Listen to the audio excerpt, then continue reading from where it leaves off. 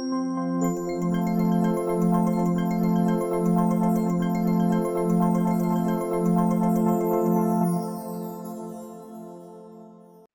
a todas y todos, mi nombre es Andrés Domínguez, soy reportero de Chiapas Paralelo y el día de hoy tenemos un nuevo capítulo del podcast llamado Inventario de Chiapas Paralelo, ya más de 50 capítulos hablando sobre diferentes temas, entre ellos medioambientales, sociales, coyunturales y de repente uno cualquier otro que se nos haga interesante con este propósito de seguir incentivando a generar nuevos temas, de generar temas diversos y de pues tal vez abonar a la discusión y a la agenda que tiene Chiapas Paralelo. Recordarles que este podcast se ve y se escucha, se ve a través de www.youtube.com/Chiapas Paralelo TV y se puede escuchar a través de Spotify, de Apple Podcast, de Google Podcast, de todas las plataformas de podcast. Ustedes ponen Chiapas, ponen Inventario y nosotros estamos ahí pues siguiendo con este tema de la producción cultural y de la producción periodística de piezas que creo que a nosotros se nos hacen importantes. Para no enrollarme tanto, porque creo que hay mucho que hablar el día de hoy, pues le doy la introducción al maestro, a quien le privilegio de conocerlo. Fue mi docente en algún momento dado de la carrera en comunicación. Le agradezco mucho siempre su disponibilidad, el doctor Enrique Hidalgo Mellanes. Doctor, ¿cómo se encuentra usted el día de hoy? Muy bien y tranquilo, respirando y sobre todo alegre con la vida. Excelente, doctor. De lo que vamos a hablar de hoy es de justo estamos en el marco, bueno, estamos en un mes muy conmemorativo con la mujer, ¿no? Pero para la zona Zoque, porque hay tres diferentes zonas Zoques en Chiapas, la zona Zoque del norte, esta que está ubicada en, pues al final de cuentas cerca de Chapultenango, toda esta zona, pues ocurre un suceso que inclusive es catalogado a nivel mundial como un suceso diferente, ¿no? Y estamos hablando de la erupción del volcán Chichonal, que usted me recuerda muy bien la fecha, que es el 28 de marzo de 1982. Así es. Entonces, doctor, hablando un poquito más de él, para darle introducción y para que se nos vaya ahí movilizando un poco nuestra lengua, doctor, cuéntenos un poco, ¿usted quién es? ¿Qué hace? Bueno, soy Enrique Hidalgo Mellanes, soy tuxtleco, soy licenciado en Letras Latinoamericanas, estudié la maestría en Educación Indígena y el doctorado en Estudios Regionales. Hasta este momento he publicado 8 libros y he estudiado en varias universidades. Claro, doctor, ¿cuántas generaciones ya en humanidades? Ingresé en el año 2001 a dar clases en la UNACH, así que ya van 22 generaciones. Excelente, doctor. Oiga, antes de empezar estábamos hablando justo de sus dos diferentes facetas, ¿no? Del maestro justo ahí en humanidades, pero también el maestro en la escuela normal, ¿no? Cuéntenos un poco, ¿ve diferencias entre los estudiantes? Claro. En el caso de los universitarios tienen posibilidades muy amplias para laborar. En cambio, el normalista está dedicado para un área específica de la educación. En el caso de la normal superior, está dedicado a construir docentes para escuelas secundarias. Por lo tanto, hay otras normales que tienen la misión de preparar docentes para jardines de niños, preescolares o primarias, y algunos para el medio indígena. Claro. Doctor, yo ya apuntando un poco hacia nuestro tema que nos acoge el día de hoy, es preguntarle dos cuestiones bien interesantes: literatura y la maestría en estudios indígenas. Cuéntenos un poco cómo fue estudiar literatura. ¿Lo estudió usted acá? ¿Dónde lo estudió? Bueno, los tres grados académicos los estudié en la UNACH. Soy 3 veces unachense. La carrera de Letras Latinoamericanas lo estudié en el edificio Maciel. Aquí a unas cuadras. A unas cuadras de Chiapas Paralelo. Ahí estuve.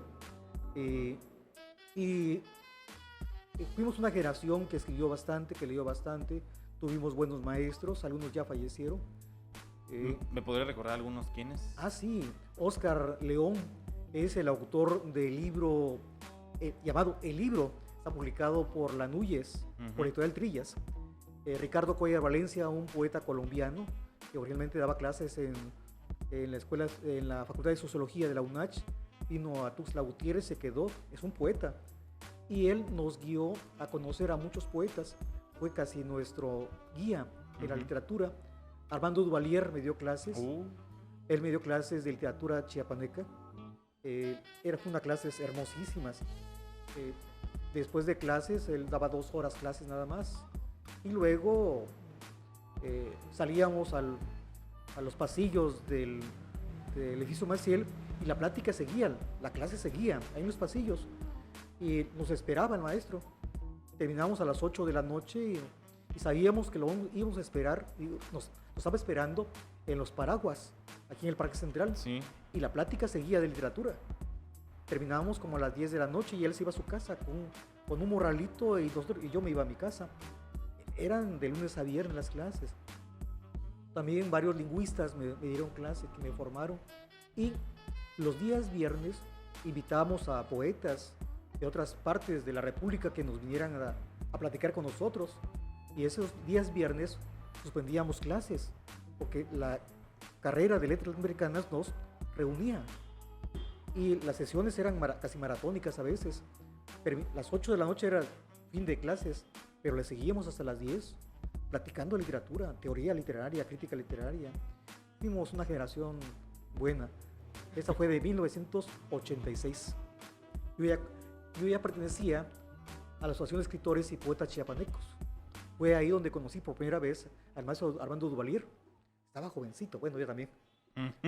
Yo también estaba joven. Tenía yo 18 años. Y ya con las ganas de escribir. Oiga, De doctor, hecho, yo escribía yo en los periódicos de aquí de Tuxtlan. ¿dónde escribía? Escribía yo en el ES, en el Cuarto Poder, en el Heraldo y en otro que no me acuerdo, pero publicaba yo en el Diario de Jalapa. Conocí a una persona poeta desde desde la secundaria. Yo escribía. En la prepa conocí a un poeta que hizo el contacto con el Diario de Jalapa y ahí publicaba yo comentarios de libros. Comentarios de libro. Qué lindo, ¿no? Sí. Qué diverso. Yo le pregunto, aprovechando, digo, como, o sea, sé que no viene mucho al caso, pero digo, para tenerlo y aprovecharlo, ¿cómo era tener clase en el edificio Maciel? Bueno, mi generación, que es la generación que justo que nos está escuchando, Sí. Tal vez un poco más joven, pues el edificio Maciel nosotros lo ubicamos porque antes estaba por Rúa. Sí. Ahorita ya está una tienda famosa de zapatos, ¿no? Pero en mi generación, el edificio Maciel, si no mal recuerdo, era uno de los edificios más grandes, digo, yo de chiquito, que tenía Tuxtla, porque Sí. eran, no sé, 6 pisos, 7 pisos, una cosa así. Pero sí era de los únicos edificios en el centro que lo veías para arriba, ¿no? ¿Cómo era tener clases ahí? Fíjese usted lo que es la vida. Y yo lo miraba para abajo, desde el 5.º piso. Exacto, ¿no? Usted miraba para arriba y yo lo miraba para abajo, porque yo estaba mi salón estaba en el 5.º piso. Ahí también estaba pedagogía. Y se armaban buenas fiestas académicas, Ujú. porque llegó un momento en que nos reunía la literatura y había veces, algunos teníamos inquietud por la pedagogía. Así que me invitaban algunos profesores de pedagogía a entrar en sus salones. Y los pedagogos entraban a veces en nuestros salones. Así que era unas clases hermosas Claro. entre pedagogos y literatos. Y era un poquito cansado subir porque a veces se descomponía el elevador. Era complicado. Y hubo un accidente que está en los diarios. Se hizo un registro que en una ocasión se abrió el elevador y confiada, que fue una compañera, confiada entró al elevador y el elevador no estaba. Cayó entre Los alambres, alambre. entre los arneses. Sí, ahí quedó la compañera. Lamentablemente pasó a mejor vida. Eso no lo sabía. Sí, está Qué intenso. registrado en los diarios. Oiga, ahora sí, regresamos a nuestro tema. Bueno, primero agradecerle al doctor que está el día de hoy con nosotros, pero al doctor, como evidentemente tengo el agrado de conocerlo desde hace unos años, él, y justo estábamos hablando, me regaló este libro, ¿no? Que aquí se puede ver. La fiesta del enojo, la tradición oral volcánica de los zoques de Chiapas. Es la Virgen de Rosario, ¿ah? No, es la Virgen del Carmen. La Virgen del Carmen, sí, de la Candelaria, claro. No, del Carmen. Sí, sí, Nueva Carmen, Tonapac. Aquí lo tengo. claro. Exacto. Ahora, mire cómo, es que, pero bueno. Esta confusión que se prende ante ustedes, que son advocaciones de la Virgen María. Ajá. Por eso usted lo mira casi igual. Y es cierto, es la misma Virgen María en diversas advocaciones. Exacto. Es que sabe que la semana pasada, de aquí nosotros contamos nuestra vida, Sí. pero la semana pasada subí a Copolla. Así es. Y de repente ve uno las 3 vírgenes, porque está la Chea, la Virgen de Rosario y la Virgen creo que de la Candelaria, del Carmen, no sé. Pero estábamos justo hablando de que eran las 3 mismas vírgenes. Pero bueno, cerrando paréntesis. Pero es la misma, es la misma. Es la misma representación de la Virgen María, ¿no? Sí, y la denominación es advocaciones. Por ejemplo, la Virgen del Carmen es derivado del Monte Carmelo. La Virgen Olochea por el lugar donde apareció. Esos son referentes de las toponimias. Claro. Oiga, maestro, pues bueno, a lo que nos trajo el día de hoy, este ejemplar que, como se los decía a usted al principio, creo que me parece uno de los trabajos muy completos. ¿Por qué? Porque usted hace una recopilación bibliográfica, poética, topográfica. O sea, creo que usted reivindica muchos temas, porque inclusive creo que uno de los temas más importantes que se ha invisibilizado dentro de la academia es la tradición oral.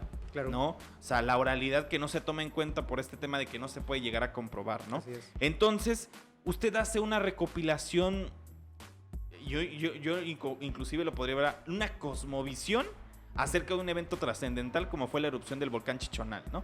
Cuéntenos un poco cómo inicia este acercamiento. Usted me dice que es su tesis de maestría, ¿no? Sí. Cuéntenos. Bueno, esto me dirigió el doctor Laureano Reyes Gómez.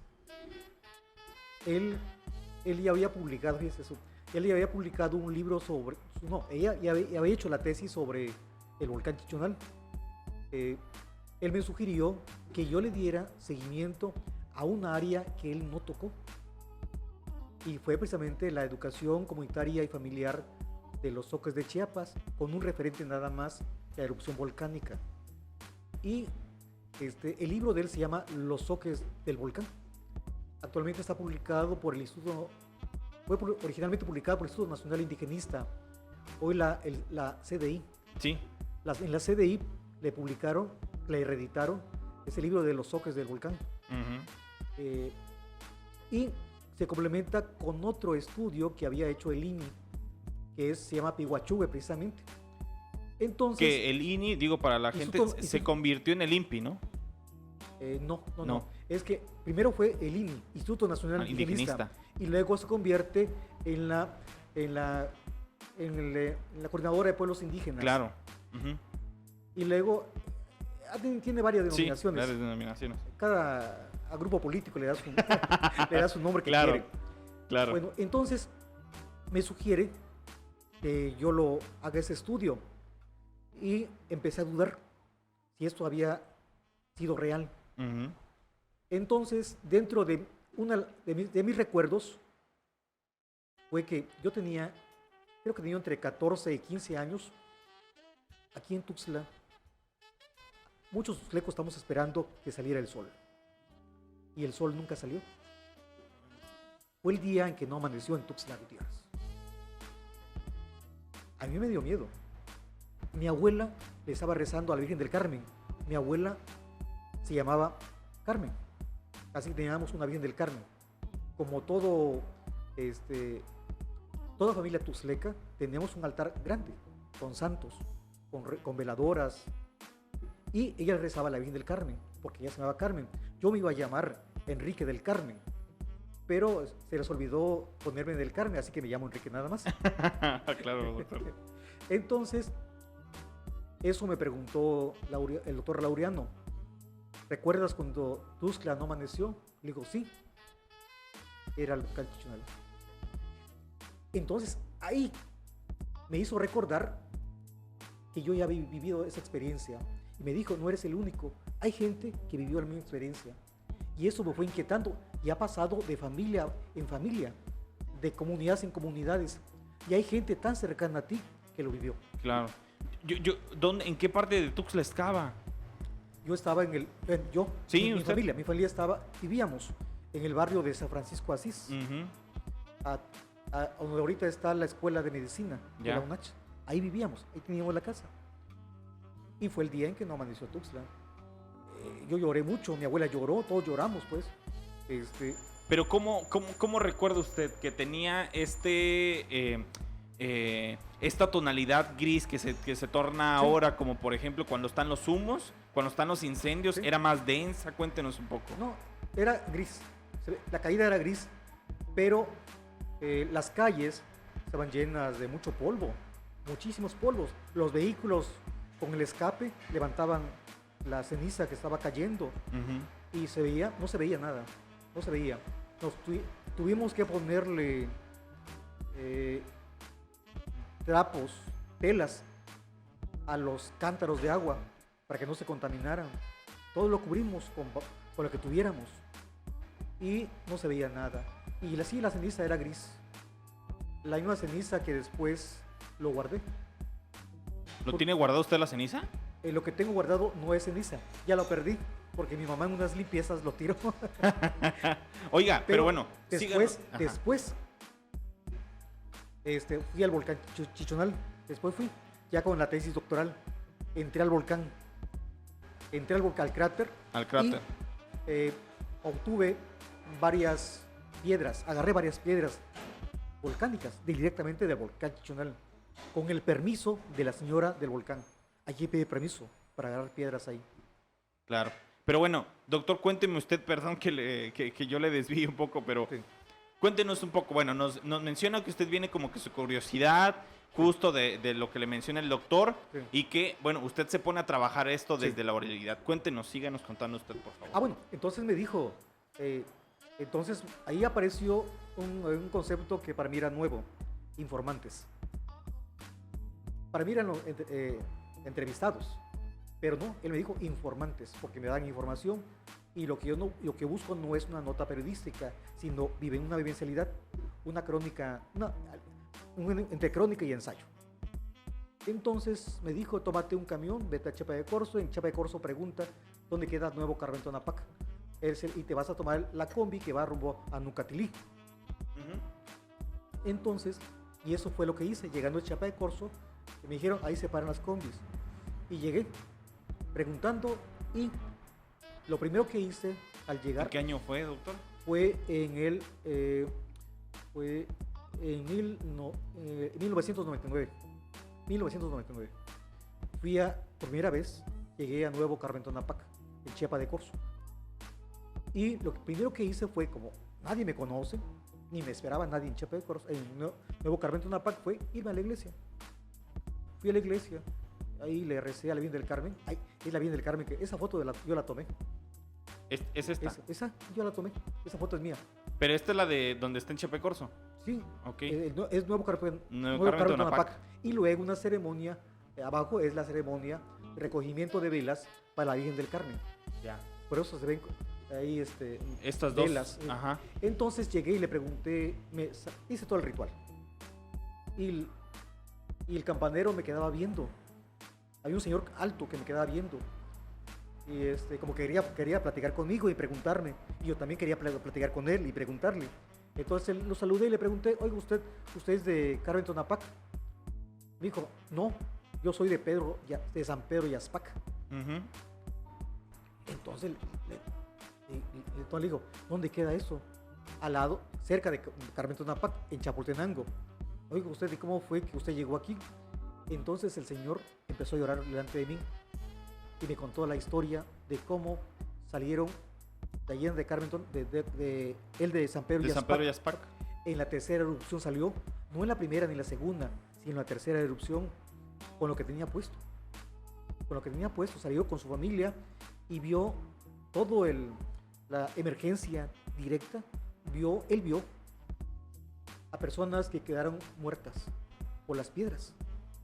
Vio también a las personas que iban enterrando sus muertos, porque no había a dónde enterrarlas. Ahí mismo en el camino los enterraron.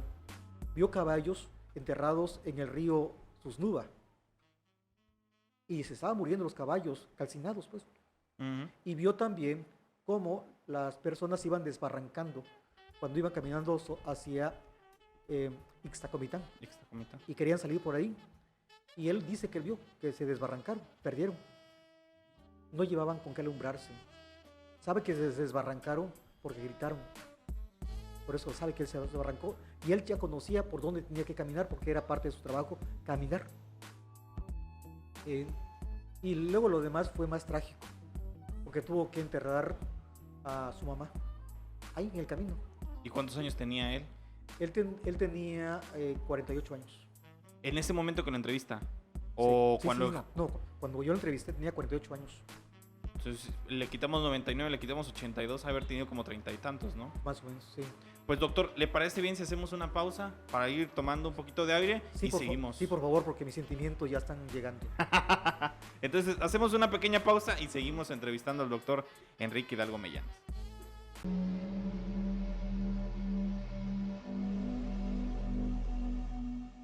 28 de marzo de 1982.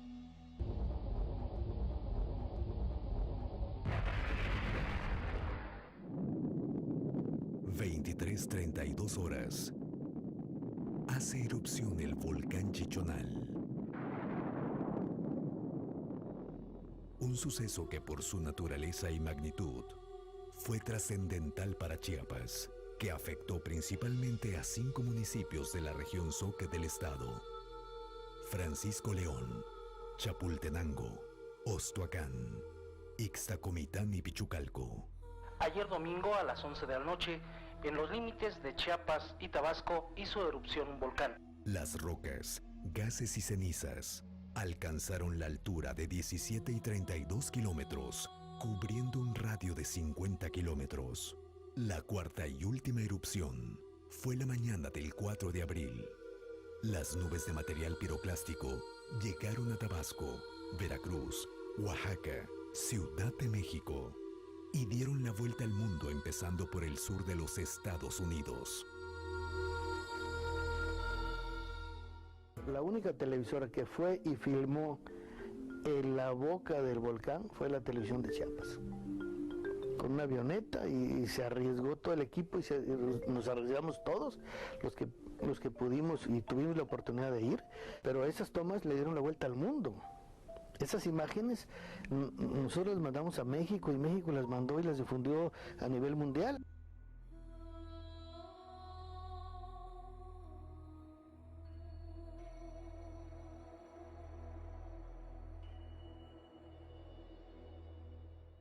En una semana de actividad volcánica, la Piohuachúhue, la vieja que arde, como la conocen los lugareños, perdió 230 metros de altura para quedar en 1000 metros, con un cráter de 1 kilómetro cubierto de aguas verdes esmeralda.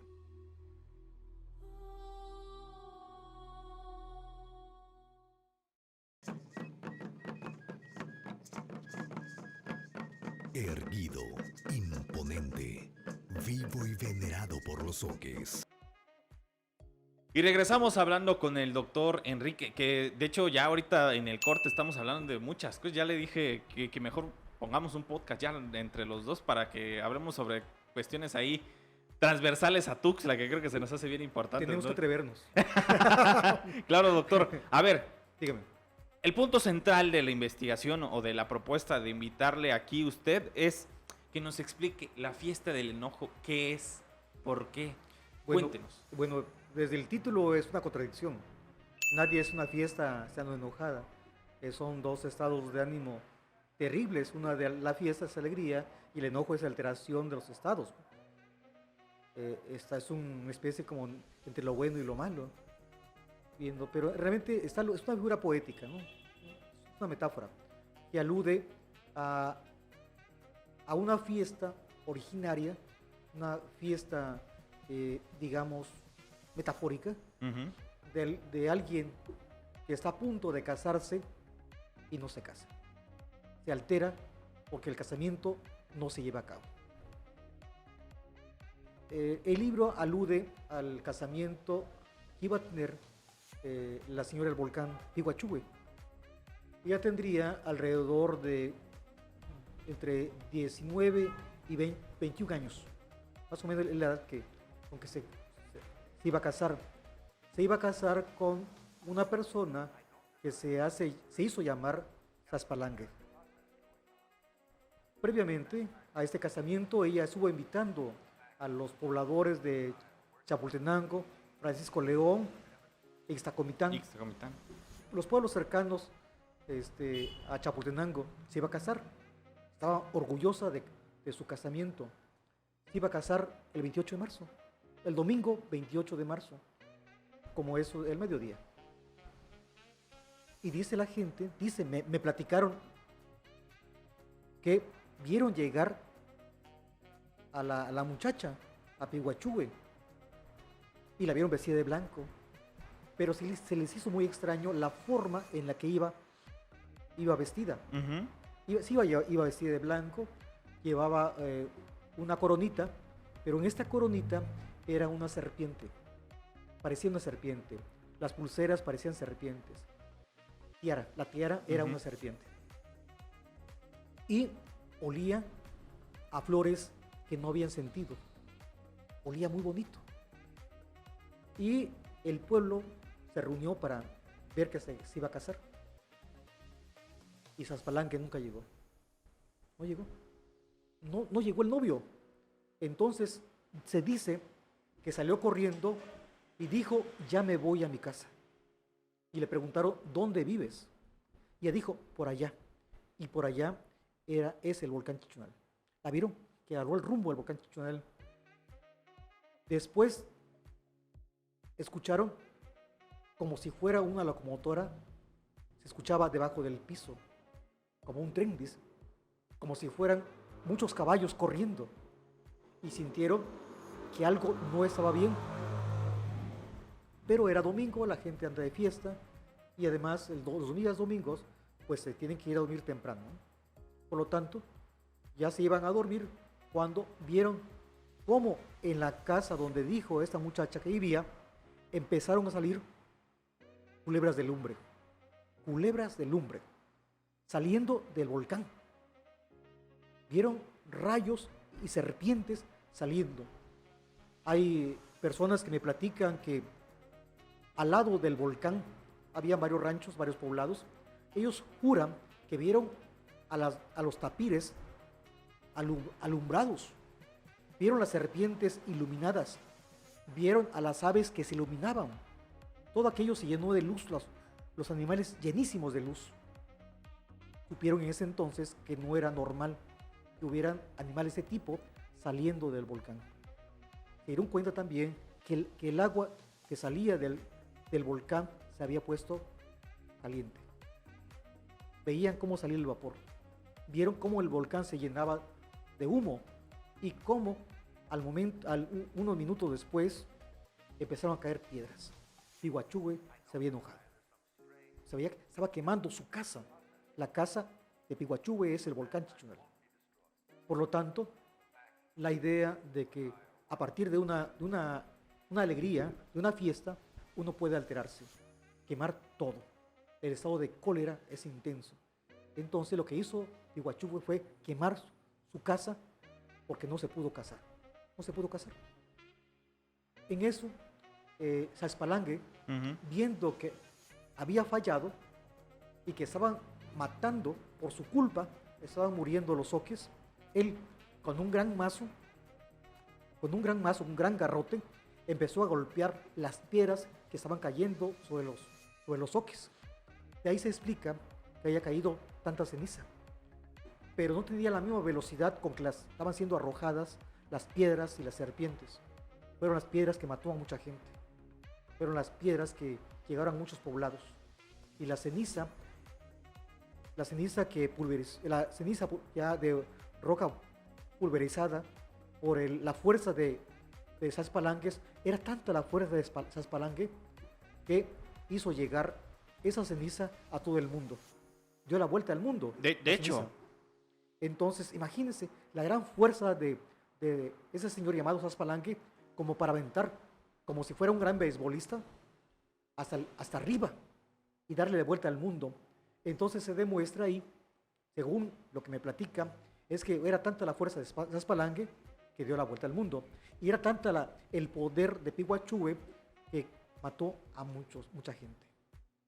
Y esa gente salió corriendo en un plan de emergencia. Algunos se fueron a Villahermosa, otros pasaron al lado del volcán, algunos murieron calcinados. Y algo que lamentablemente ocurrió es que Francisco León quedó sepultado. Yo lo le tengo ahí. Deténgame. Y no, o sea, por eso era muy vital invitarlo, doctor. Porque ¿Cuántas veces no hemos leído, visto en este tema de los medios de comunicación recordado la fecha? Sí. Pero nadie como usted, o al menos en este libro que sí he tenido la fortuna de leer, nadie le ha dado esa interpretación y esa cosmovisión soque que ellos mismos y mismas, de la gente que vivió ahí, que estuvo en Francisco León, que estuvo en Chapultenango, describe. Sí. Y cómo pareciera mentira, pero todo tiene una explicación mágica. O sea, a ver, pareciera mentira, pero toda esa explicación pareciera una novela. O sea, sí. Es una novela, podemos decirlo así. Sí. Y esa es la magia de la oralidad que usted bien menciona, ¿no? ¿Por qué? Y lo vuelvo a retomar, y lo mencionábamos fuera del aire, ¿no? De que la oralidad justo ha sido una pieza clave de mucha crítica para la academia. ¿Por qué? Porque la oralidad no se puede comprobar, Ujú. ¿no? Entonces, cierro con eso de forma muy rápida, doctor.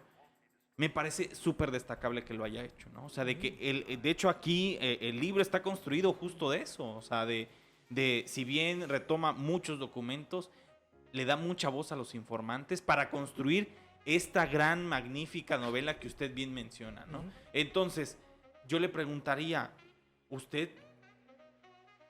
si usted recordaba ese día que no amaneció en Tuxtla, después de haber, en este proceso de hacer entrevistas, ¿cómo recordaba este suceso? ¿Qué pasaba por su mente? Porque ya no solamente era un día que no amaneció en Tuxtla, es un día en que murieron cientos, si no es que miles de personas. Y aquí viene la otra pregunta. ¿Qué pasó con los muertos? Los muertos están en un lugar todavía... Están ahí. En un arrepentimiento que seguramente tuvo Pihuachue, los llevó a un lugar que se llama Suan. Hay gente que no sabe que está muerta. Fue casi el paso inmediato de la vida a la muerte. Pero para algunas áreas del pensamiento mítico soque, no están muertos. Está en un lugar que se llama Suan. Suan significa antes de la medianoche. ¿Están ahí? También le llaman el encantamiento. Están encantados. Tal vez en esas personas que fallecieron eran los invitados de Pihuachue.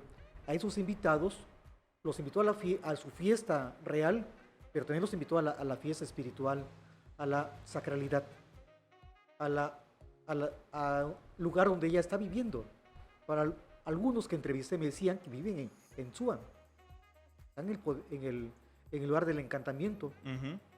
Ahí siempre se dice que están en un lugar agradable, bien atendidos, están platicando, se conocen, y es el lugar sin lugar, y es el tiempo sin tiempo. Y esto en la vida real, pues no podemos entenderlo porque aquí medimos el tiempo. Y nuestra mirada es de tipo cuantitativa.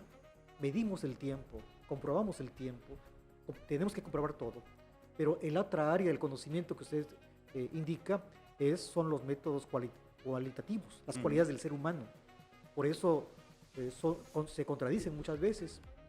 Y en el caso de la forma en que interpretan los soques su vida, esa parte de la vida, se le puede entender desde varios ejes académicos. Una desde la antropología simbólica, la etnografía cultural, la historia de las religiones y el pensamiento sagrado. Son las cuatro áreas que se puede comprender, que coinciden.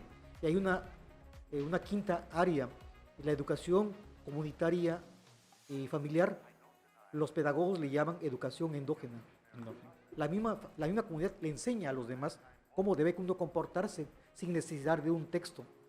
Eso va de persona a persona y es la oralidad, ¿cierto? La oralidad es un instrumento y es un instrumento útil para todos, pero hay una técnica también. Cada comunidad tiene su propia técnica para transmitir sus pensamientos. La cultura oral, la tradición oral. Uh-huh. Tradición significa repetir. Repetir a través de la oralidad le llamamos tradición oral. Claro. Y eso es lo que ocurre. Doctor, usted en este libro hace muy buenas recopilaciones. De hecho, usted lo dice fantásticamente. más allá de evocarnos el hecho, porque creo que mucha gente si googlea o busca en YouTube erupción del volcán Chichonal, puede encontrar información que ni parece, o sea, que parece fantástica. O sea, que pareciera de otro mundo. Usted mencionaba lo de la ceniza. Sí. Eso de la ceniza sí. O sea, obviamente Es real. es real. Sí. O sea, de que la ceniza que explotó en el volcán. Digo, yo voy a aventar algunos datos que me sé, de lo poco que Sí. sé. De que sí dio la vuelta al mundo el tema de la ceniza. Que sí aumentó la temperatura Sí, del mundo sí. por la erupción del volcán Chichonal. Así es. Que de hecho, dicho sea de paso, mucha gente está como muy obsesionada por Yellowstone en Estados Unidos, de que hay un volcán y que cuando haga volcanes se va... Eso sucedió en Chiapas en el 82, ¿no? Una de esas cosas. Primero, la segunda es que el volcán no sabían que estaba el volcán, ¿no? Que el volcán estaba tapado, ¿no? Eso fue una de las cuestiones que también le sorprendió a la gente porque decían, pues aquí no hay ningún volcán. Ahorita sí identificamos que hay un volcán porque está todo el cráter, pero antes solamente era un monte más, o sea, un monte del lugar hacia arriba. Y yo creo que una de las cuestiones más importantes, si no es que la más importante, fue la primera vez que un suceso nacional atrajo la mirada, un suceso local atrajo la mirada nacional de Chiapas. Y fue por una desgracia. Digo, no sé si estaba López Portillo en ese momento, no sé qué presidente. Sí. ¿López Portillo? Sí. Ay, qué buena memoria. Entonces, López Portillo, que creo que sí vino a Chiapas, y luego, digo, ya en otros escritos, y creo que también usted lo menciona, habla de una falta de comunicación por este tema de que no sabían para dónde irse. Usted bien lo menciona, ¿no? De que mucha gente se fue caminando hasta Villahermosa. Sí. Caminando. Sí. O sea, no sé cuántos días, yo creo que esos días se haya hecho. Luego la reubicación de Nuevo Carmen Tonapá, que es una emblemática. Pero bueno, en datos, ¿usted qué nos puede regalar sobre la erupción del volcán Chichonal? O sea, digo, para que la gente tenga una dimensión sobre lo que representó para la gente que vivía. Digo, más allá de que fue sepultado Francisco León y parte de Chapultenango, cuéntenos un poco qué representó esta erupción. Bueno, en ese entonces estaba como gobernador Juan Sabines Gutiérrez. Y los documentos oficiales indican que fueron alrededor de 2,000 personas que fallecieron. Esto contradice mucho lo que vi. Y lo que vi cuando hice la investigación, murieron mucho más de 2,000 personas. Muchísimas personas. Porque algunas se despeñaron, se desbarrancaron, otras fueron sepultadas. Y algunas personas fallecieron cuando los traían a Tuxtla Gutiérrez. Aquí estuvieron las personas en la feria de Chiapas, en la Chacona. En la Chacona. Ahí. Y ahí los trajeron, los refugiaron. Algunos los llevaron a Pichucalco, otros quedaron en Iztacomitán, en el DIF, en el INI de Iztacomitán, otros fueron a Veracruz. Ahí, en fin. Y los que trajeron aquí a la Chacona o a la feria de Chiapas se enfermaron. No recuerdo el número exacto de enfermos que tuvieron de tuberculosis. También se encontraban personas con asma. Y más la ceniza se murieron aquí. Y se murieron de disentería. Porque se les ocurrió darles de comer sardina. Sardina. Sardina con aceite. Así que ese fue un gran problema. Se enfermaron del estómago. Y esto apareció en algunos documentos que encontré cuando estaba yo trabajando en el Archivo General del Estado. Me tocó organizar una parte del archivo de la Secretaría de Gobierno de ese año, del 83. Ese archivo lo organicé ¿qué año fue? Bueno, después que era yo estudiante de literatura y trabajaba yo en el Archivo General del Estado. Estaba yo con los dos. Y me tocó organizar una parte de los archivos. Y fue ahí donde encontré el dato.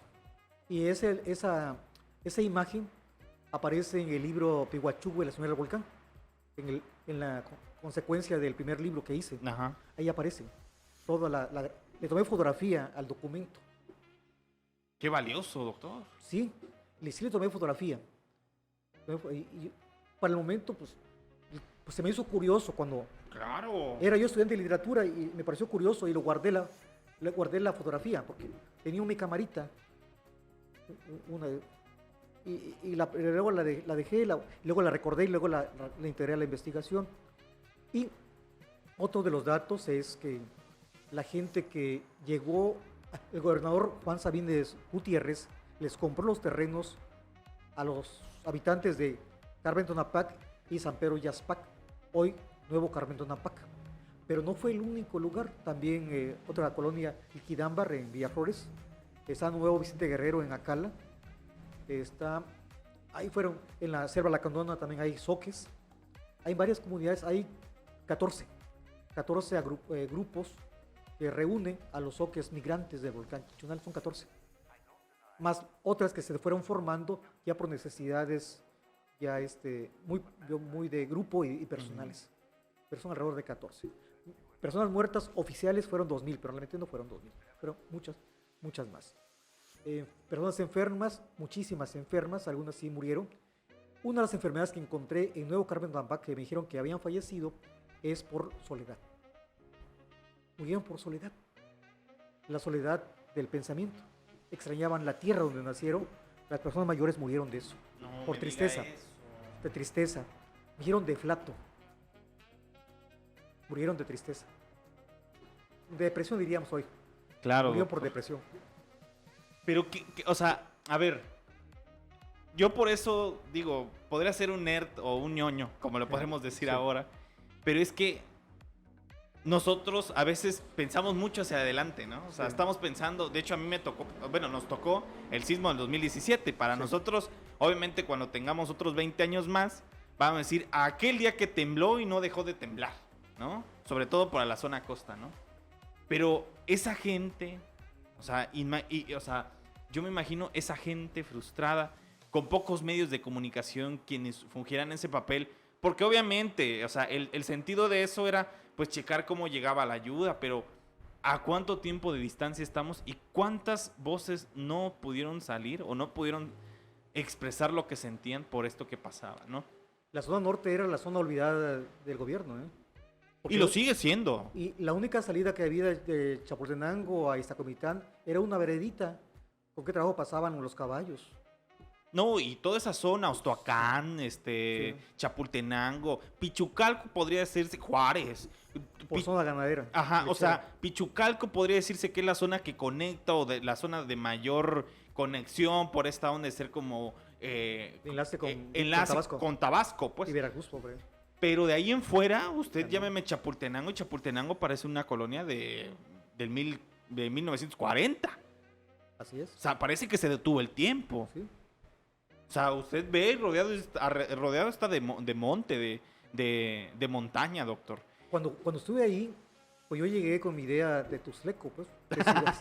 Llegué, digo, ¿dónde hay en qué restaurante voy a comer? Y no, lo que vi eran taquerías y son de carrito, lo que yo vi. Y yo, pues, ¿en qué hotel me voy a hospedar? No hay hoteles. Entonces, cuando hice la investigación de la fiesta del enojo, pues ya era 1999 y había transcurrido un buen tiempo. Ya habían ampliado la carretera para que llegara algún tipo de ayuda. Entonces, para el 82, eso prácticamente era una vereda, estaba desolada, poca iluminación. La iluminación estaba en el parque central, nada más, y eran foquitos muy pequeños. Algunas casas se alumbraban con quinqué. ¿Todavía? Sí, y eran fogones. No había gas, eran fogones, leña. Y estamos hablando hace 25 años, 28 años, o sea, el 99. Tampoco pensemos... Sí. O sea, a ver, lo que a mí me gusta siempre recordar es que pareciera que estas ondas de, no, pues fue el viejito, ¿no? O el tío, de que parecieran que fue una eternidad, y es media vida de nosotros. Tampoco Sí. es como que haya sido todo un siglo, ¿no? Y esto me asombré cuando fui a Nuevo Carmen Tonapac, aquí en Chiapa de Corzo. Cuando llegué, pues era sigue siendo una colonia, todo de tierra, polvo, los niños caminando así descalzos, los señores con descalzos.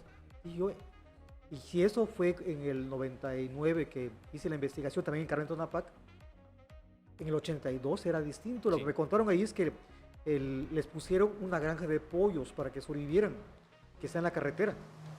pero los habitantes de otras colonias llegaban y se llevaban sus pollos. Entonces, prácticamente, con todo respeto, los desplumaban, se los llevaban y luego les tapaban el paso del agua. Tenían que andar buscando, y era una tierra que no está hecho para el cultivo, no es agrícola. No es agrícola, ¿no? No es agrícola. Sufrieron mucho, lloraban mucho. Querían regresar, pero ya no nos dejaron regresar. Se quedaron ahí. Cerramos con esto, doctor. Me parece, hicimos uno... La verdad le voy a ser honesto. Creo Bien. que hicimos uno de los mejores, sin lugar a duda, una de las mejores partes de este podcast que ya llevamos año y tanto haciéndolo. Allá. Porque creo que esa es la misión de Paralelo, ¿no? La misión de Paralelo es recuperar justo estas cosas y que siempre he dicho, si en lo personal creo que pueda traer, yo creo que a otras personas les pueda traer esto que están escuchando. Y le agradezco muchísimo su sabiduría, su tiempo, su disponibilidad. Y pues nada, cerramos este segundo bloque e iniciamos con un tercero, ¿le parece? Dios Corolla. Gracias. Excelente.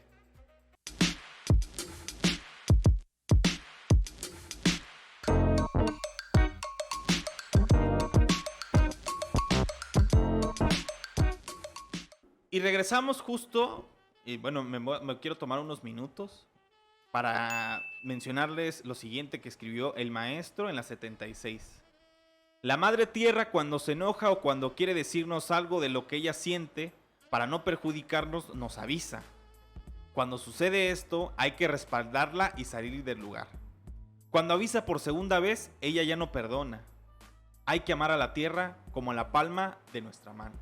Y ese es un extracto que usted recupera justo de un informante que mencionaba que antes de la noche de ese 28 de marzo de 1982, el volcán ya había avisado. Sí, Se escuchaba tronar la tierra. sí. ¿Usted qué recuerda de eso, doctor? ¿Qué recordó de eso de que les mencionaba de que la tierra ya había avisado? Bueno, ahorita me hizo recordar a una de las señoras que entrevisté, que le había hablado la tierra. Digo, en mi cabeza de ciudad, la tierra nunca habla. ¿Cómo? Va a decir. ¿Cómo? Eso es pero en el simbolismo, en lo simbólico, la tierra sí habla, se expresa, está viva, da síntomas. Ujú.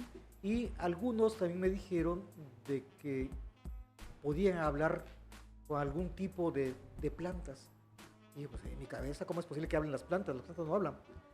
Y lo que ocurrió es que algunas plantas se estaban secando, cambiaron sus colores, se estaban manifestando, que algo estaba ocurriendo con la tierra. Con la tierra. Lo regaban y seguían marchitas. El agua estaba cambiando de aroma. Olía a azufre. Decía, huele raro, huele como a gallina descompuesta. Realmente dijeron gallina podrida, olía como gallina podrida. Y luego me dijeron también, otro que fue recurrente fue, huele como si no hubiera empollado la gallina. Ujú. Ya me acordé, como si no hubiera empollado la gallina, es decir, que haya dejado morir sus huevos. Una mala madre. Entonces, eso era otro de los síntomas que estaba indicando que algo iba a ocurrir. Algo iba a ocurrir. Y la otra forma de hablar la tierra fue de carácter simbólico a través de la imagen de Pihuachue.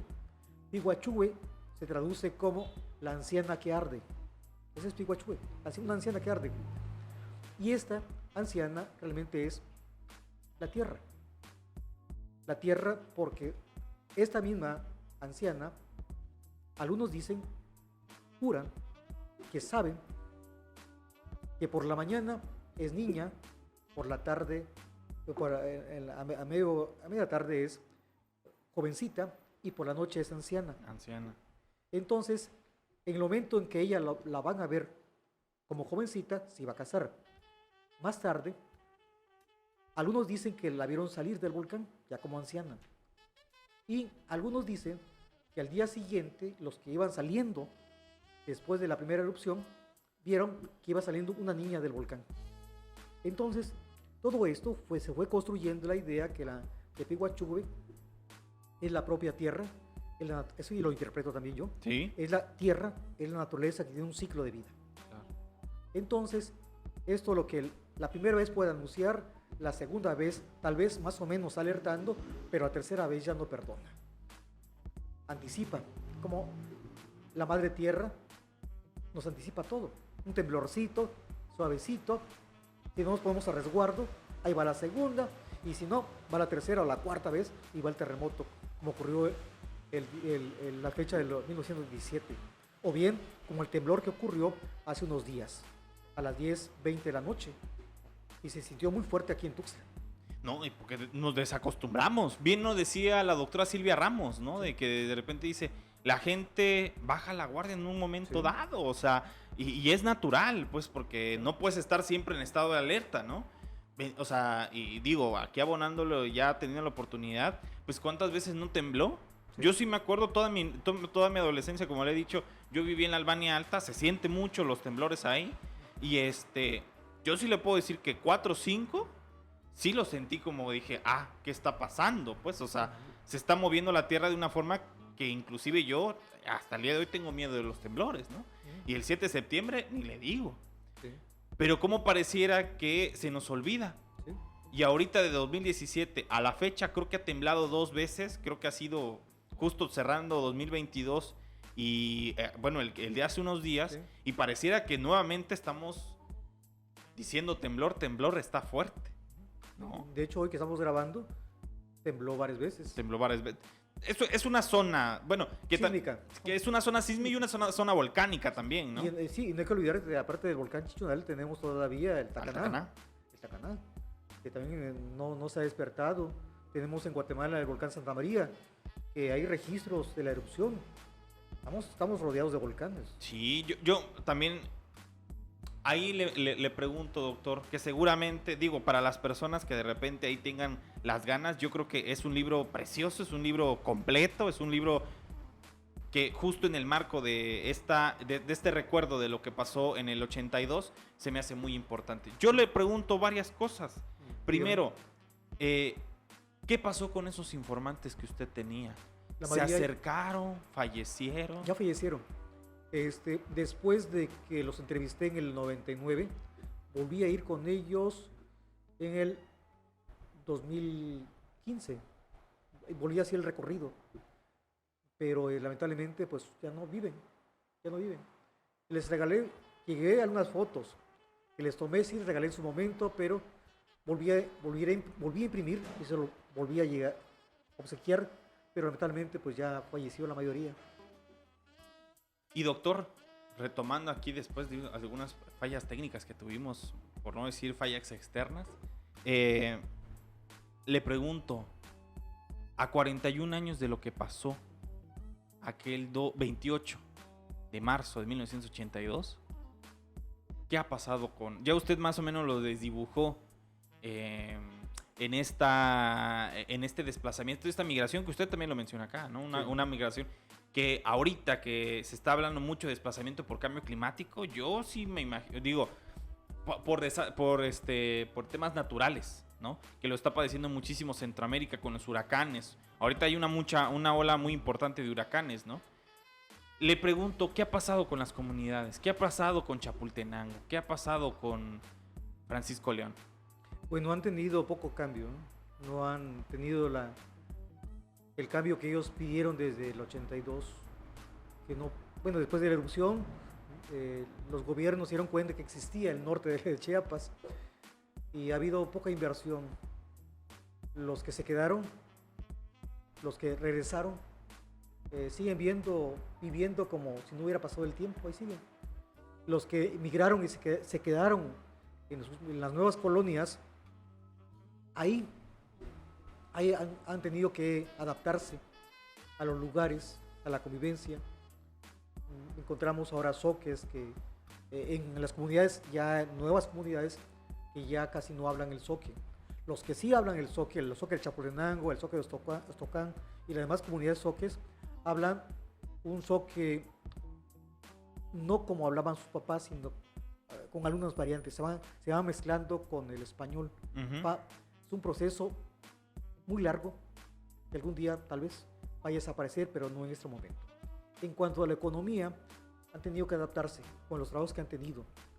Sí encontramos nuevos soques, los que han tenido estudios, algunos se han doctorado. Hay soques en Guadalajara, Ajá. la mayoría ya tiene maestría y tiene doctorados. Los que están en Veracruz, ellos tienen maestrías ya también. Los de Chapultepec, los de Nuevo Carmen Tonanpac, la mayoría pues ya tiene la prepa, son estudiantes de licenciaturas, y creo que hay 3 que tienen maestría y nada más hay un solo doctor. Es decir, es doctor en medicina, son médicos, uno es médico. Los demás, los de Liquidámbar, ellos han tenido apoyo por parte de los agricultores y han tenido inversión. Ya. Hasta ahí. Doctor, también le preguntaba yo hace un momento de qué había pasado con los informantes. Me dice usted que lamentablemente fallecieron. Fallecieron, sí, los que en su momento tenían 70 años más o menos, pero ya pasó un buen tiempo y el ciclo de la vida se murieron. Cuando los entrevisté me decían que se sentían muy tristes, muy solos, que sus hijos, algunos de sus hijos habían fallecido en el trayecto. Algunos papás tuvieron que enterrar a sus hijos. Así como algunos papás, como algunos hijos enterraron a sus papás, algunos papás, y a la inversa, enterraron a sus hijos y murieron. Claro. Murieron. Algunos fallecieron aquí en Tuxtla, otros en Chiapa de Corzo, en fin, en todas las demás comunidades. Lamentablemente el ciclo de la vida tiene que llegar. Qué triste, doctor. Y hay cuerpos que no se pueden adaptar. Lamentablemente algunos no se pudieron adaptar a los cambios del clima, a la alimentación. Claro, o sea, obviamente, creo que usted también lo escribe ahí también, Sí. ¿no? De que, o sea, vámonos, o sea, el norte del estado, o sea, está acostumbrado siempre a estar lloviendo. Sí. O sea, llueve mucho, Sí. muy arbolado. Y Chiapa de Corzo me permitirá usted que sí está, Nuevo Carmen Tonanpac sí está, o sea, está diferente al centro, sí, pero sigue habiendo un calor impresionante. Sí, esa es la queja que tenían ellos. Querían con un lugar más ventilado, que lloviera más, pero es un calor horrible. Vemos personas que, pues, sin camisa por el calor, les quema el calor. Si el calor actual quema en Chiapa de Corzo, ya imagino en el 82 que era otro Chiapa de Corzo, y con mucho más calor, más los vieron como gente extraña. Eran extraños en una tierra muy distante. No, doctor, valiosísimo que lo hayamos tenido el día de hoy. Yo solamente le recuerdo algo que usted escribe en la página 96 de este libro de La Fiesta del Enojo. Usted menciona: la fiesta del enojo a la que se alude al inicio de este documento está en el sueño, los ensueños y de la otra realidad. El caso del sueño no es el único de las comunidades zoques, sino de lo que comparten todas las comunidades indígenas y no indígenas. En el contexto no indígena, ejemplo, decimos que soñé que ganaba la lotería, soñé que tenía parada mi casa, etc. Pero también está la parte estética, en donde la creación artística se extiende a la vida cotidiana, y es hacia allá en donde varios teóricos se refieren a las poéticas del sueño en el habla y de la escritura. En ambos sentidos, el sueño está presente. ¿Sí? Es el sueño. O sea, alude directamente a Tzuan. Hay gente que todavía no sabe que ha muerto y está ahí en el ensueño. Están en espera de que algún día regresen a la vida real, es decir, nuestra vida, en otra dimensión. Tal vez Pihuachú en algún momento les va a dar permiso de salir y regresen. Nada más conozco una persona que dice que lo vieron, que regresó. Y es el maestro Lauro, un maestro de primaria, que dice que lo vieron, cómo regresó, cómo salió del volcán Chichonal lleno de ceniza, ya anciano, pero con pelo blanco.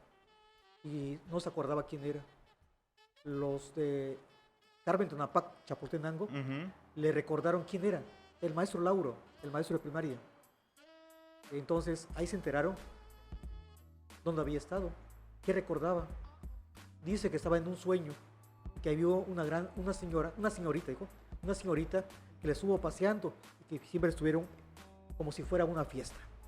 De ahí recuperó la parte de la fiesta del enojo. Y el maestro Lauro y la imagen de Pihuachú, que da permiso para que salir de Tzuan y vengan para acá, para la vida real, en el mundo que todavía respiramos. Doctor, digo, para aprovecharlo de una vez, esto fue en el 2000, bueno, ¿esto lo saca usted en 2015? Sí, creo que sí. 2015. En la Unicache. Publicó. El de la Unicache, ¿no? La colección Selva Negra. Sí. Que dicho sea de paso, por allá está. Sí. Ahora, usted saca este libro, este Sí. precioso libro, que aún no he tenido la dicha de leerlo, pero seguramente lo voy a volver a invitar para que hablemos Sí. otra vez de este libro. Cuéntenos, ¿qué podemos ver en este libro? Que es Bueno, Pihuachue. Pihuachue, la señora del volcán, ahí hago un recorrido, un seguimiento de algo que parece ser que Pihuachue ha tenido varios nombres. Ha venido desde Centroamérica, en una de las 7 puertas del infierno. Parece que de ahí surgió, parece ser, y que ha venido como caminante. Y que tuvo su estancia en Tapachula, y luego se fue a una de las montañas de aquí del centro de Tuxtla. Parece ser que es aquí una de las montañas de aquí de Tuxtla, uno de los cerritos, y parece ser que luego se fue hacia Chapultenango, donde se enamora y quiere casarse, y luego algunos dicen que se fue a ver a su hermana en Veracruz y que luego regresó. En este regreso fue cuando encuentra algo que no quisiera que ocurriera, una batalla. Una batalla con un león. Se le dijo a Pihuachue que no volviera a hacer erupción, que no volviera a matar a los oques, que cuidara mucho a la gente del norte de Chiapas. Y quien lo hace es quien menos uno piensa: San Marcos. San Marcos Evangelista, claro. La figura de león. Sí, ese león que tiene San Marcos está mirando, aquí desde Tuxtla Gutiérrez, está mirando hacia Chapultenango, hacia el volcán Chichonal, porque San Marcos le dijo: si vuelves a matar gente, el león va a brincar sobre ti y te va a apresar. Por eso el león está quietecito ahorita, y si Pihuachue vuelve a hacer erupción el volcán, ese león va a brincar hasta Chapultenango y la va a castigar. O sea, pero ese es, o sea, sí es un facto, el que está acá. Sí. Véanlo. ¿Hacia dónde está el rostro del león? Hacia Chapultenango. Algún día va a ocurrir. Y hay otras historias que ese león llegó a Chapultenango. Sí lo vieron, porque fue a decirle: mira, sí, un león que habla. Qué fantástico. Sí, un león que habla. Y yo les pregunté cómo es posible. Es que hay gente que sí lo escuchó hablar el león. Dan testimonio. Esa es la oralidad, es tradición oral. Le digo: ¿cómo llegó? Pues brincando. Sí. Me dijeron: ¿cómo es posible que usted no piense que un león brinca como un gato? Va brincando como un gato. Y para él es muy fácil ir de montaña en montaña hasta Tuxtla Gutiérrez y luego quedarse ahí otra vez a los pies de San Marcos Evangelista. Va a ocurrir. Va a ocurrir. Bueno, de eso hablo en este libro de Pihuachue, la señora del volcán. Y también aludo a la hermana de Pihuachue, a un hijo de Pihuachue, y a algunas historias que me han contado, y sobre todo las evidencias de la muerte de las personas de Chapultenango. Ahí van a ver una fotografía de una persona que tiene el torso descubierto, el tórax, perdón. Ujú. El tórax, están los huesos. Murió calcinada. También hay una foto de un caballo quemado. Y ahí también, bueno, hay otras cosas que hay. Exacto. Doctor, le agradecemos infinito. Seguro. De hecho, o sea, como le mencionaba aquí a Gustavo, pocas veces nos hemos puesto tan fantásticos, tan estupefactados. O sea, estamos en un sueño. Digo, pocas veces nos podemos detener Sí. a ver esto. O sea, con tanto tema visual, o sea, con tanto Sí. tema de que, bueno, cuéntamelo mejor en un TikTok, Sí. que ahorita se volvió famoso, ¿no? Cuéntamelo mejor en una película, ¿no? Y no se nos olvida esta tradición oral, Sí. ¿no? Y justo yo lo escribía hoy en la mañana, de que en la pandemia nos hicimos tan adictos a las pantallas que nos olvidamos de hablar el uno hacia el otro, ¿no? Así es. O sea, y yo aquí pondré una versión muy personal. Yo sí me acuerdo que cada año, mi abuelo era de Ixtapa, ¿no? Y enfrente de la casa, en la Albania, siempre tuvimos unos árboles grandes de mango, 3 árboles de mango. Y él me decía, de hecho paraba todo, o sea, él hacía lo que hacía. Y siempre me decía: a ver, párate. Y yo decía: ¿qué está pasando? Sí. Y escuchaba el canto del censonte. Y de repente me dice, mira, está cantando el Cenzontle. Ya viene temporada de agua. Y le digo, ¿qué es el Cenzontle? Y era plática de año con año de que me explicaba qué era el Cenzontle, de qué le representaba a él, qué significaba para la tierra. Y yo creo que hemos perdido un poco ese feeling, ¿no? Ahorita nos hemos tal vez abocado o centralizado en temas que tal vez si bien son de chisme momentáneos, ¿no? Que o sea, a todos en algún momento dado nos gusta el chisme, pero la tradición oral sobre nuestras leyendas, sobre nuestros personajes, creo que se nos ha olvidado un poco. Sí. Doctor, para ir cerrando, le pregunto dos cosas. ¿Alguna conclusión? Ya 41 años Sí. de la erupción del volcán Chichonal. ¿Qué conclusión llega usted? En la historia real, todavía los Zoques siguen sufriendo, no han sido sanadas sus heridas por la muerte de sus familiares, pero también hay un problema muy serio con el fracking, muy serio de los Zoques. Están fragmentando su territorio, hay saqueos en su territorio, las empresas privadas están haciendo algo indebido con ellos. Es la parte real, la parte social, la parte política. En la parte simbólica, tienen el patrimonio cultural, tienen el patrimonio vivencial de la erupción. Los marcó por la vida, y esto va pasando de generación tras generación. Es la memoria, la herencia de la memoria oral que va pasando, imposible olvidarlo, porque eso ya quedó impregnado en el alma, en el pensamiento y en los cuerpos de mucha gente. Va a tardar mucho tiempo para olvidarse. Si hoy no olvidamos que estamos viviendo el quinto sol, según los náhuatl, el quinto sol del movimiento, imposible que olvidemos aquel día en que se nubló todo y no vimos el sol, como si fuera un gran eclipse que tardara cerca de 6 días, 7 días. Algunos no volvieron a ver la luz del día y fueron enterrados con llanto y ceremonias, y algunos cuerpos no fueron encontrados. Muchos cuerpos no fueron encontrados. Se les sigue llorando. También, para terminar, es que algún día tendremos que hacer oración por los que no fueron encontrados, oración por los que sí están y oración por los que van a seguir todavía recordando. Tal vez la Virgen del Carmen nos ampare cuando llegue el momento de la próxima erupción o del próximo temblor. Hasta sentimiento me ha dado. No, pues imagínese recordar todos esos momentos. Sí. Dificilísimo, ¿no? Creo que hemos llegado a un capítulo desorbitante. O sea, es un capítulo tremendo, completo. Y gracias por apostar a ello. Nada más le pregunto, ¿dónde lo pueden encontrar, doctor? ¿Dónde pueden encontrar estos ejemplares? Bueno, el de la Fiesta del Enojo están en varias bibliotecas públicas. La UNECACH supongo que lo va a reeditar en algún momento.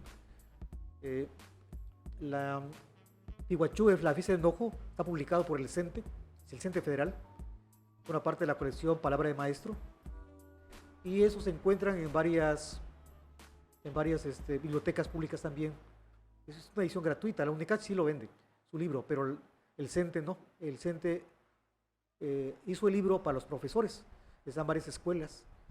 La distribución fue nacional, no es una edición chapaneca, es el CENTE Nacional que me publicó mi libro y lo distribuyó en varias bibliotecas de varias escuelas normales, del país, escuelas primarias, en escuelas secundarias del país. Ignoro cuántos habrá llegado a Chiapas, no lo sé, pero sí dejé ejemplares en bibliotecas públicas. Y según tengo entendido que va a haber una reedición por parte de una editorial que no me acuerdo cómo se llama, pero que lo va a reeditar a fin de año. Doctor, ¿dónde lo podemos encontrar? ¿Tiene alguna red social? Sí, estoy en Facebook, como Enrique Hidalgo, en Facebook, Enrique Hidalgo. Y ahí van a encontrar un video que se llama Don Luisito y la Caravana. Es el viaje que hicimos a Chapultenango y entramos al volcán Chichonal, un grupo de personas, entre ellos Don Luis, el flautista de Ocosocuautla. También estoy en Gmail. Mi correo electrónico es ehmellanes@gmail.com, o bien en el correo de la UNACH, enrique.hidalgo@unach.mx. Excelente. Doctor, le agradezco infinitamente su tiempo. Sé que es complicado de repente venir porque es un poco noche, sé que es un poco noche, pero sé que usted es una persona muy entregada, ¿no? Y la verdad le agradezco siempre su buena disponibilidad y que me haya recordado que fue su alumno. Entonces, pues nada, agradecerle infinitamente su tiempo y pues nada, cerrando el tema de este capítulo, pues le agradezco infinitamente el apoyo de Gustavo Coutinho. Sin él no pudimos haber realizado este capítulo, y recordarles a las personas que nos ven y que nos escuchan que este podcast se ve y se escucha, se ve a través de www.youtube.com/Chiapas Paralelo TV, y se puede encontrar en Spotify, en Apple Podcast, en Google Podcast, en cualquier plataforma de podcast. Ustedes ponen Chiapas, Inventario, y seguramente les traemos este y demás capítulos que ustedes pueden encontrar. Mi nombre es Andrés Domínguez y nos vemos en la siguiente edición de Inventario, el podcast de Chiapas Paralelo.